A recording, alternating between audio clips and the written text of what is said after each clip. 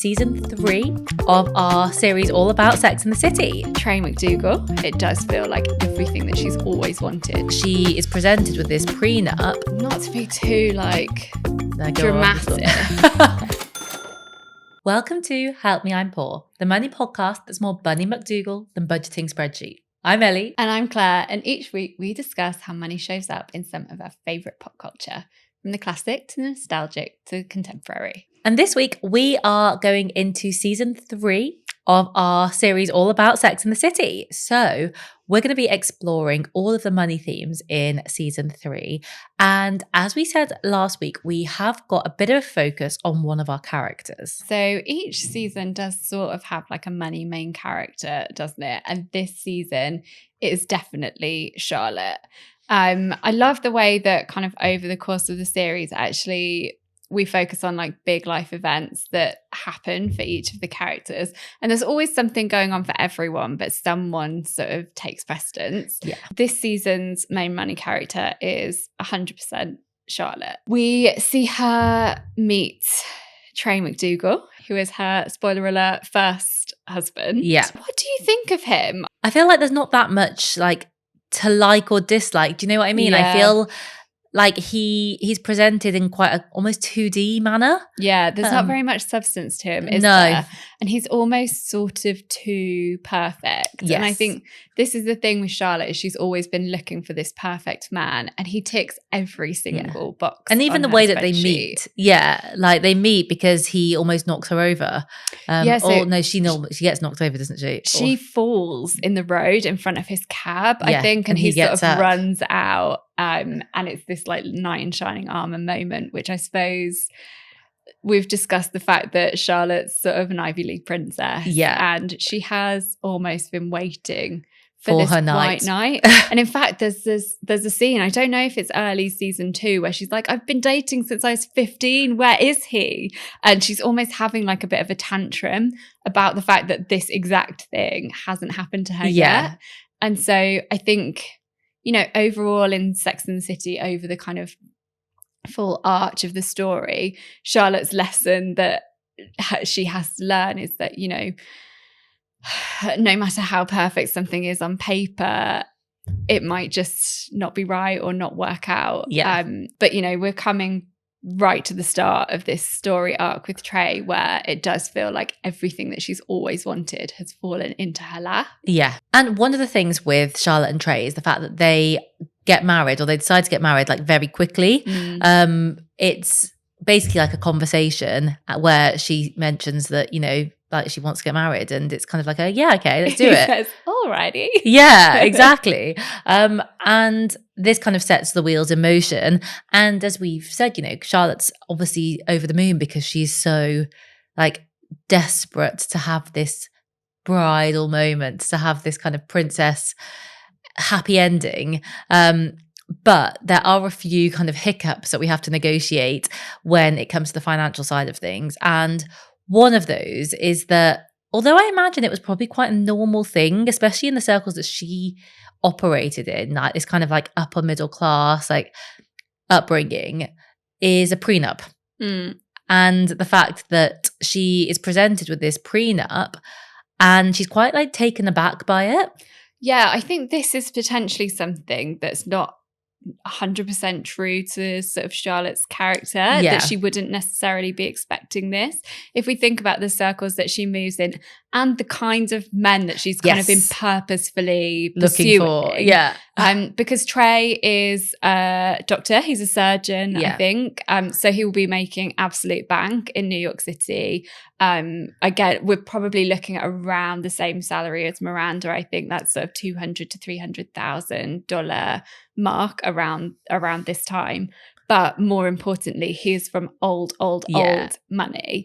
And if we're saying that Charlotte's probably from a bit of generational wealth, I would imagine level that pales in comparison to Trey's kind of sort of family wealth. And his mum, I think, is like a socialite. Obviously, her name's Bunny. Yeah, I love it. And like many sort of Americans and New Yorkers, there's this kind of like fixation on their heritage as well. So they are like Scottish New Yorkers. Yeah. But that you can't really get away from the fact that everything that Charlotte has wanted is packaged up in this man. And you know, we see them together, they're very nice together, but she doesn't have, they don't have like chemistry or it feels all very convenient, which is fine, like, if lovely. That's what you want. But I think we've said this in the previous episodes, is that there is a part of Charlotte that doesn't want that. There's a part of Charlotte that doesn't necessarily want the marriage of convenience. No, she wants like the true love story as well as everything else. But it's almost like in this situation, like she kind of feels like she can't let the opportunity pass her by, so she kind of is going with it even if like the sparks aren't flying. And she really pushes it as well, you know, she almost like proposes to herself at this dinner, where Trey sort of almost like agrees that they should get married, and it, like you said, it's speedy. And I think on the prenup thing, I think, you know, like we said, I think she probably would have realistically expected it, but again, I think it maybe comes back to this like fairy tale fantasy idea in her head that if it was like really true love, that like there wouldn't be this element of like practicality to it, and that it maybe brings her back down to earth a little bit when she's presented with this prenup and she's like, rather than like, oh yeah, but we're so in love that it doesn't matter. And we've discussed this before, because I think if it was up to Trey, and we see this a bit later on when, again, like spoiler alert, they're doing divorce negotiations, but he is quite easy breezy about the whole thing. It's not him, it's his family and his mother. And, you know, we spoke about this before where, you know, in these families of huge generational wealth, often your family has much more say in your relationship than they might otherwise. And his mother is like a real force to be reckoned with, isn't she? And actually it's Bunny that ends up negotiating with Charlotte over the prenup, and like, to be fair to her, Charlotte does well. I think she probably could have negotiated even more given like the kind of wealth that we think that they probably have. But it at one point says that she kind of would get $500,000 after 30 years if they divorced, and she kind of argues her way and says like, I'm worth at least $1 million, which she gets put into the prenup. But again, like, that's only after 30 years.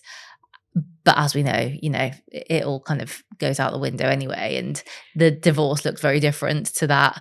But I think it's, I don't know, I guess it's a bit of a reminder that, like, you know, like we say, you're not just dealing with love in some of these negotiations. Like when it comes to marriage, when there's a lot of money involved, you're also dealing with like a lot bigger picture. Like you're dealing with a lot of people's emotions, a lot of people's like legacy and feelings and like inheritance and like opinions. It's not as straightforward as like, oh yeah, let's just get married. Also, all of these kind of like life events and stuff in this prenup are sort of like boiled down to figures.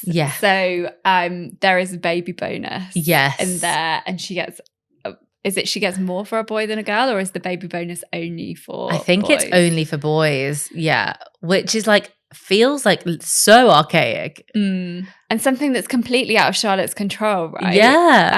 And as things kind of shake out, the struggles with fertility that she and Trey have end up being like one of the things that that splits them up, that ends the marriage, because they're not necessarily kind of on the same page with how they want to go on.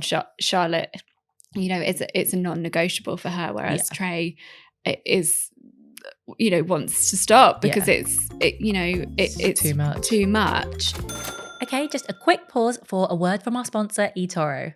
You know how in Sex and the City, the girls could talk about literally anything? Sex, breakups, babies, body hair, nothing was off limits. They even talked about money sometimes, but weirdly not really investing or growing their wealth. Like, why were they talking about their date's net worth, but never their own? That's why we love eToro's Loud Investing initiative. It's about making investing a normal part of the group chat. Not just a thing that men talk about while they're at golf. We want money conversations to feel like brunch with your best mate. Honest, fun, maybe a little bit chaotic, but super helpful and real. Exactly.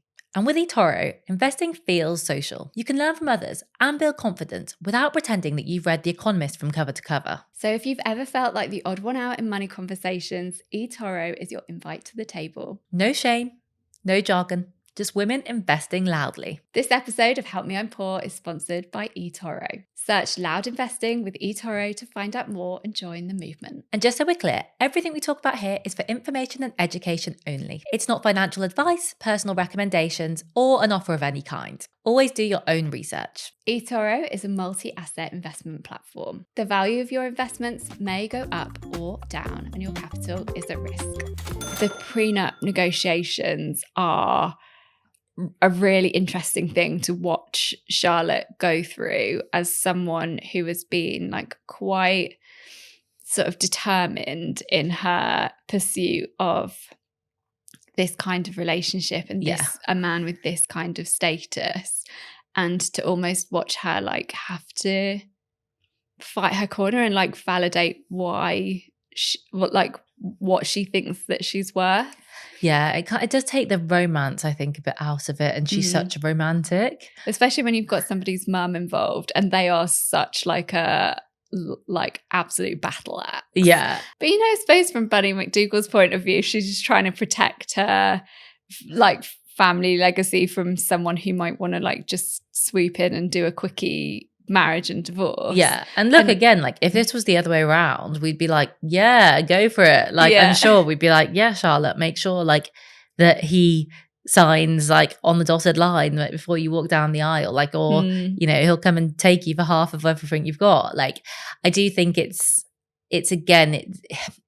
another very gendered thing. And actually, I think I do understand, you know, we've talked about this before, but like why for women, like protecting your wealth is so important, particularly important because women often kind of left a bit high and dry in relationships. But when we're talking about generational wealth, I don't actually think it should make that much difference whether it's a woman or a man, because it's not actually your money that you're kind of talking about. You've not earned that money. Yeah, okay, maybe you're still more vulnerable if you're a woman with generational wealth, like, but I do also think, you know, the reality is that a lot of the time, like when it comes to divorce, that the big picture will get looked at anyway.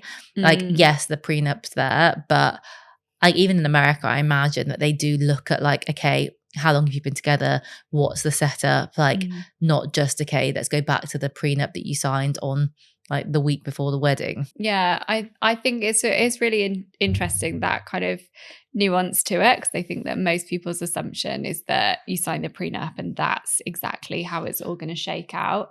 But I mean, there are like, given that it's quite a sort of whirlwind romance and they really rush into the wedding, there is quite a lot of like wedding content, very entertaining wedding content, thanks to Anthony Marantino, who Charlotte brings in as her wedding planner. And you can kind of tell that the wedding is important to Charlotte as well as the marriage. Yeah, and I do feel a bit for her because we see her where she's really wanting to like talk to the others about it, and she's like getting all excited, and they're kind of just like talking about, you know, their normal like sex lives and everything else going on. And that's how she ends up hiring him, because it's when Samantha says like, oh, you know, you can get someone to help you plan it. Like kind of a bit like, we don't want to do this, or like, I can't be bothered to listen to you talking about your wedding dresses all day. I do feel a bit for her because like, I think in a way it's a bit reflective of like what I think sometimes does happen in life, is that, you know, you're really excited about your big moment, but people are just busy and people have got loads of stuff going on. And I do think we're in this kind of a bit individualistic world where like it can feel a bit like, oh yeah, well, everyone's got something, and so I'm just going to focus on myself, rather than like them all embracing her her excitement and the fact that this is like what she's been dreaming of since she was a little girl. And I do feel a bit for her, but then she does go and find Anthony and hire him, who kind of fulfills her wishes to have somebody to like plan this huge, amazing wedding with. Yeah, and then sort of becomes like quite a long-standing character in the series in his own right, and also one of the few who kind of carries into, and just like that, he becomes quite like a main character. But I do think it's interesting. I don't think she's necessarily more of a bridezilla than most like New York Upper East Side brides, is she? No. And I also think that like the more you've got available in terms of like a resource with a wedding, like the more you're going to become one to a degree, because like you've just got so many options of what you can spend that money on. And like when basically like the world is at your fingertips when it comes to wedding planning, like I just can see how you just go for it. Like I can completely imagine if someone was like, yeah, have 300K to plan a wedding, I'd be like, okay. Yeah, fine. Yeah, but you'd also like become a bit of a bridezilla, because you'd be like, I want to do absolutely everything like perfectly. I want to do it incredibly. So I kind of get it. Like I feel like I can relate to this like excitement about it all. I mean, she does really design the perfect wedding, and it all goes off completely without a hitch. And this actually becomes like a bit of a thing later on when in Charlotte's second wedding, which I don't think we'll probably talk about extensively when we get to that point, because it's not so sort of interesting from a money perspective. But in her second wedding, everything goes wrong. Like something gets spilled on the dress, the glass won't break, like there's almost everything goes wrong. And Carrie kind of says to her, your first wedding was so perfect and the marriage was not so perfect. And I think actually maybe the worse the wedding, the better the marriage.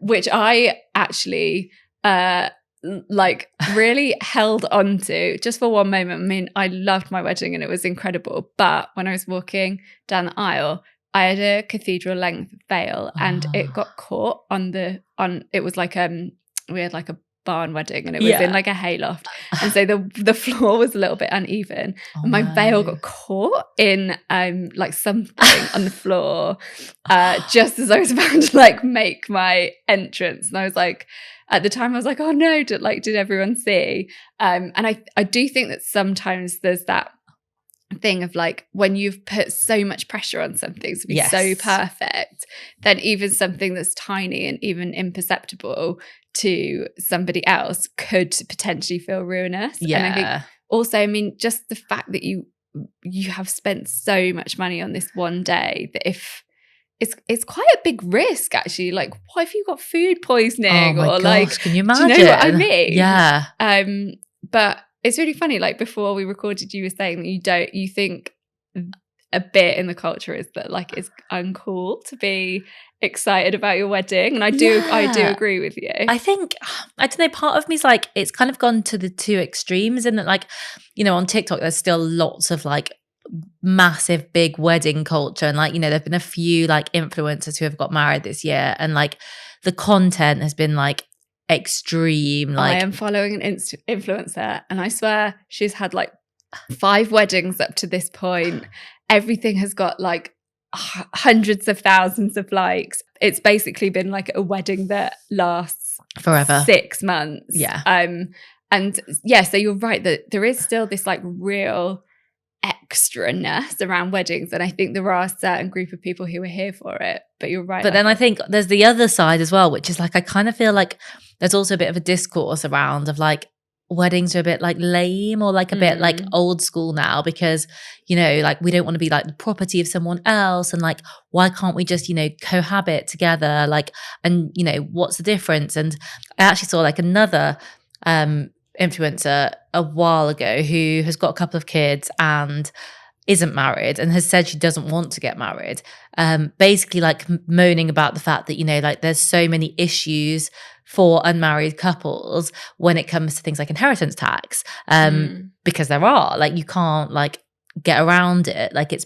better financially to be married when it comes to things like how you inherit and who gets allowances and things. And so I've just seen like quite a lot of this like really like digging in against it as well. And it kind of feels like there's these two polar opposites.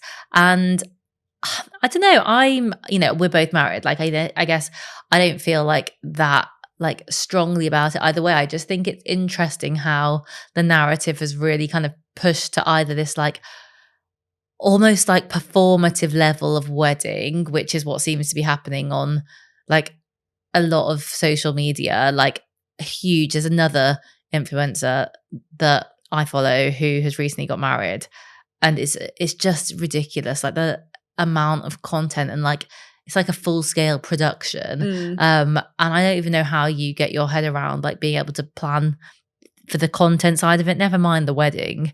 I think there would be a certain point at which I would start to feel like uncomfortable with how much it was costing. And I think for Charlotte, that's not an issue because this is like a family of multi-millionaires, if not billionaires.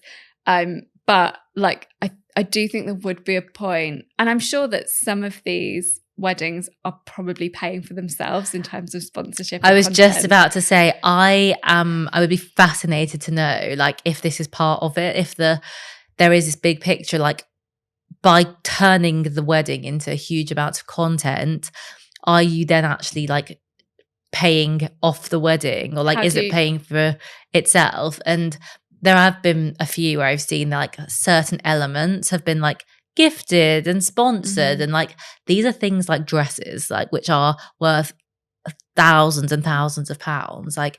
And so I guess in a way you have got to create the content to give like the value to that, but it's in a way I guess it's still probably easier to do that than it is to pay the money. I don't know, like, but how do you feel about that though? Because I feel a bit ick, not to be too like dramatic.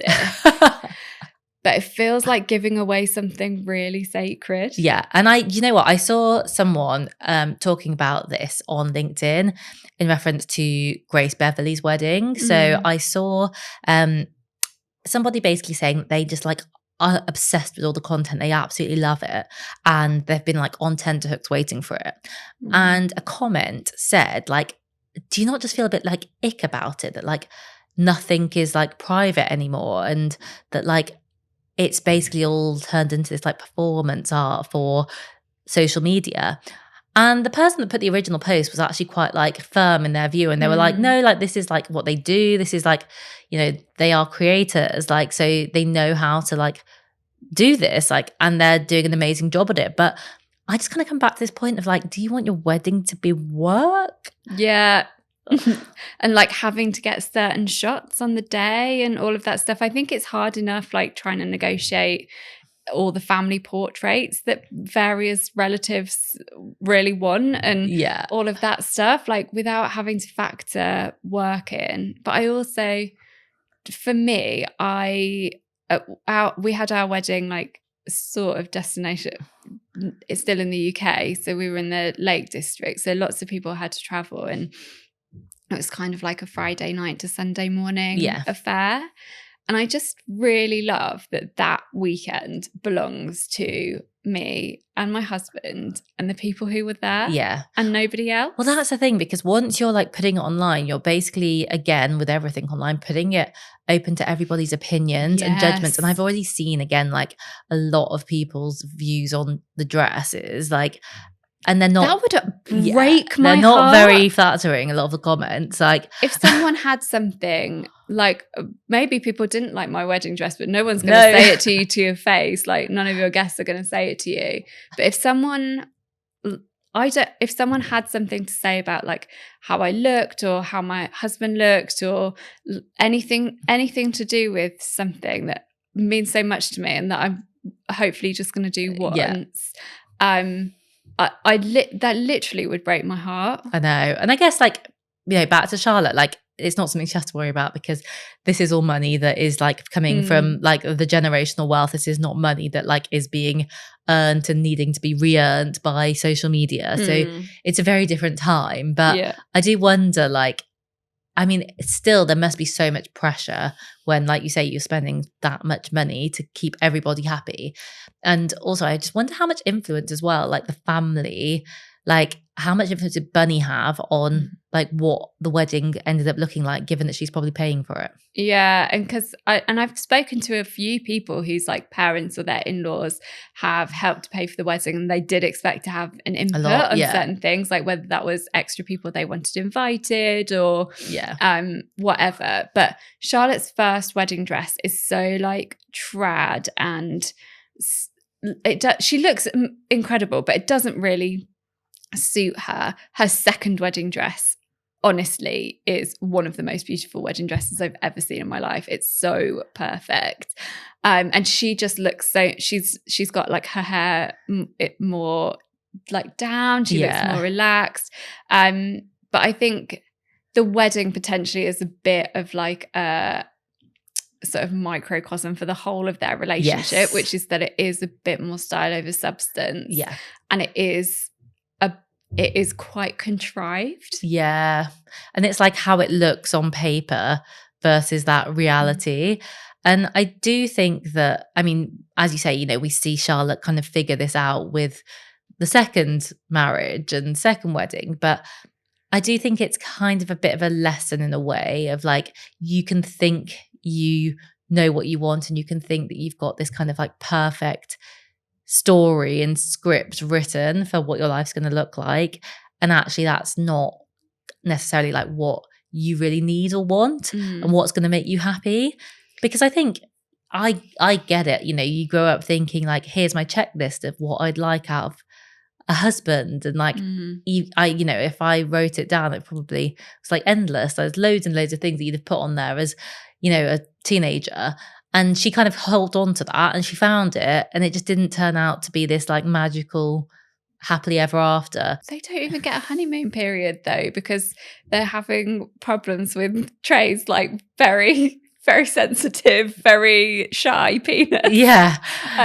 Why is it shy? It's like, oh, don't talk around the penis. Don't upset the penis. Yeah, so they don't even really get that like initial kind of honeymoon period. And I think one of the things that Sex and the City does so well is they will have two characters whose kind of situations and the choices that they've made are really at odds with each other, and it causes conflict, and it's so good. We see it like later on with when Miranda gets pregnant and Charlotte desperately trying for a baby, but we see it here with Charlotte being a newlywed who is quite insecure because things aren't going well, and Carrie who's having an affair with Big, who has recently got married to a woman who is very like Charlotte. She's a Charlotte, really, Natasha, isn't she?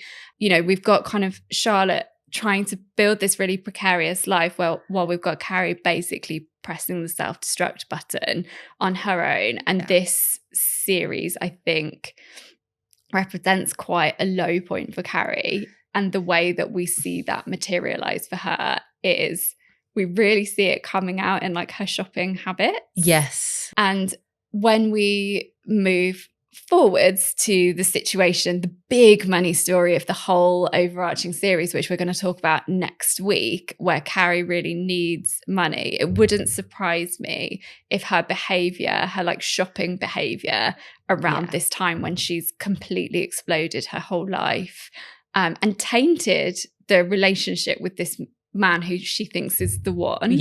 I wouldn't be surprised if that has played a part, because one of the things that I think people don't understand unless they understand it is how much damage you can do to your financial situation in a very short space of time. Yeah, and I completely can see how it would have happened, because if she feels like everything else is out of control, it's almost like her way, it's her comfort, isn't it? It's like her way of feeling like in control is by shopping. It's her way of making herself feel better and like boosting her ego, and like that is her escapism. And so you can completely see how season 3 then leads on to what we then see in season 4. For sure. It's such like a realistic self-soothing mechanism, you know, and I think it's something that a lot of people fall back on is, you know, when other things feel like they're out of control or you need a distraction from them. And I think it's even easier now that we've got sort of like online shopping and you can just scroll on your phone and you can kind of like for all of the huge problems that you are ignoring or that you can't you've got no control over, you can solve a million small problems by just like buying something on your phone. But for Carrie, kind of the like New York designer shops are her playground anyway. And I think, but I think it's quite like human behavior. I can't actually wait to get more into this particular sort of like shopping addiction type thing if we do a Confessions of a Shopaholic episode in the future. Have to do one. We must. But I do think that Carrie has that when she's in self-destruct mode, it happens in like her relationships, often happens in her friendships. Like she really can be like a total bitch to her friends sometimes. But it also really comes out in like her shopping behavior and her financial behavior. And I think if we see her as like quite financially precarious up to this point, then when she is like out of control in every other area of her life, I think this is where we see her sort of fall off a cliff a bit. She's like burned a relationship with like a steady guy to the ground. Like I said, we've seen her sort of pursue this relationship with the man who she will eventually marry and build a life with. Like, that's been sort of poisoned by the fact that she's had this affair with him. And there's also then this conflict in the relationship with Charlotte, where Charlotte's like, how could you do that? Imagine if that was me. Yeah. I mean, it's quite a kind of wobbly position that we're leaving her in at the end of season 3. But I think it is probably time to wrap up there. And next week we will get into our big episode about Carrie at season 4, but I hope you so next week we're going to get into the big Carrie money drama in season 4, but we hope you've really enjoyed this episode and that you're enjoying our deep dive mini series into Sex and the City and all things money. As usual, if you've got your own takes, we really want to hear them. So you can come find us on social media at Help Me I'm Poorcast on Instagram and TikTok. You can drop us an email, helpmeimpoor@gmail.com. And you can also subscribe to the brand new Help Me I'm Poor newsletter. If you come to our socials, you'll find a link to subscribe there. Thank you so much. We hope to see you next week. Bye.